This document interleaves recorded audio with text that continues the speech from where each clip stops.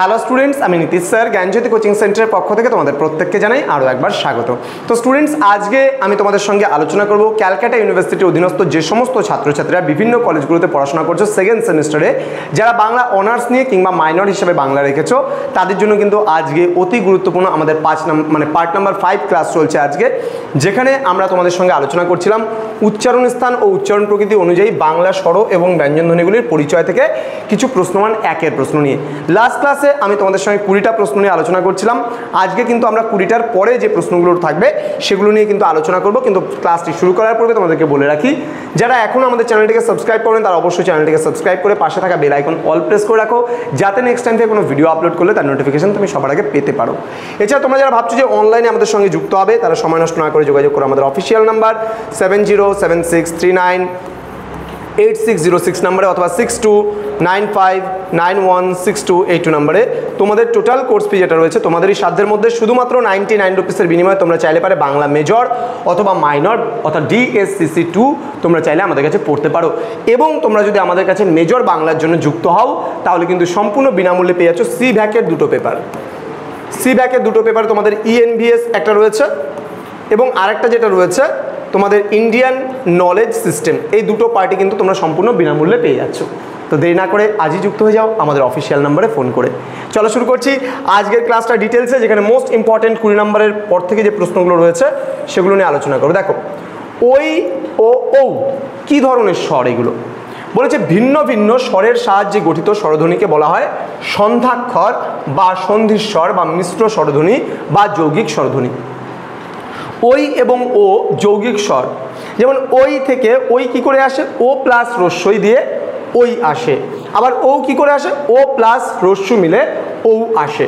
ওকে, যার জন্য এটাকে বলা হয় তোমার হচ্ছে সন্ধ্যাস্বর বা সন্ধিস্বর। নেক্সট, কয়েকটি যৌগিক স্বরধ্বনির পরিচয় দাও। বলছে অয় থেকে ভয়, কয়, হয়, নয়। আবার আয় থেকে খায়, যায়, গায়, চায়। ও থেকে বউ, মৌ ইত্যাদি শব্দগুলো কিন্তু যৌগিক স্বরধ্বনির উদাহরণ। নেক্সট চলে আসবে সানুনাসিক বা নিরনুনাসিক স্বরধ্বনি কোনগুলো? যেমন আঁকা, বাঁকা, চাঁদ, যেগুলোর মানে মাথার মধ্যে চন্দ্রবিন্দু থাকবে সেগুলোকে সানুনাসিক বলা হয়। আর যেমন মনে করো স থাকবে, যেমন শাখা, তারপরে হাসা, কাদা, এগুলো হচ্ছে নিরনুনাসিক স্বরধ্বনির উদাহরণ। এবার বলছে স্বরিয়া কি কণ্ঠবর্ণ? হ্যাঁ, এটি কণ্ঠবর্ণ, তার কারণ এটা নিম্ন স্বর কিন্তু ধ্বনি। ওকে, যেমন আজ, আসন, আকুল এগুলো। এবং ব্যঞ্জনধ্বনি যুক্ত হলে এর লিখিত রূপ যেমন কাল, ডাল ইত্যাদি হতে পারে। দেন রস্বইকে তালব্য বর্ণ কেন বলে? দেখো, রস্বই উচ্চারণের সময় জিভ তালুর দিকে বেঁকে যায় বলে রস্বইকে কিন্তু ই বলি না আমরা, ই। তাহলে ই উচ্চারণ করতে গেলে আমাদের জিহ্বাটা উপরে তালুর দিকে ঠেকে যাচ্ছে, যার জন্য আমরা রস্বইকে কিন্তু তালব্য বর্ণ বলছি। যেমন ইতর, ইচ্ছা, যাচাই। বাংলায় হলন্ত অক্ষরের পূর্ববর্তী রস্বই এর উচ্চারণ দীর্ঘ, যেমন তিল, চিল ইত্যাদি শব্দ। বাংলায় রসলি কেমন উচ্চারণ হয়?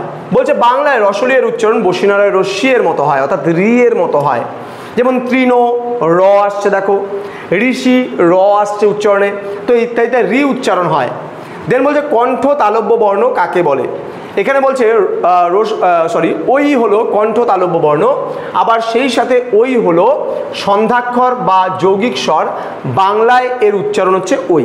ওকে, নেক্সট বলছে কণ্ঠস্থ মানে বর্ণ কাকে বলে? যেমন ও হচ্ছে উচ্চ মধ্যস্বর, ও বর্ণ হচ্ছে কণ্ঠ এবং ওষ্ঠের গা ঘেঁষে কণ্ঠের দিকে আকৃষ্ট হয় বলে এটি কণ্ঠস্থ বর্ণ নামে কিন্তু পরিচিত। নেক্সট বলেছে উষ্ম বর্ণ কাকে বলে বা উষ্ম বর্ণ কাকে বলে? বলছে তালিবিস্ব, পেটকাটা মূর্ধন্য ষ, দন্তাস্ব, হ এই বর্ণগুলি উচ্চারণের সময় নিঃশ্বাস বায়ু আংশিক বাধা পেয়ে উষ্ণতা সৃষ্টি করে ও শীষ ধ্বনি দেখা যায়। এই আংশিক বাধাপ্রাপ্ত বর্ণ চতুষ্টয়কে বলা হয় উষ্ম বর্ণ। এবং আজকের লাস্ট প্রশ্ন, অন্তস্থ বর্ণ কাকে বলে?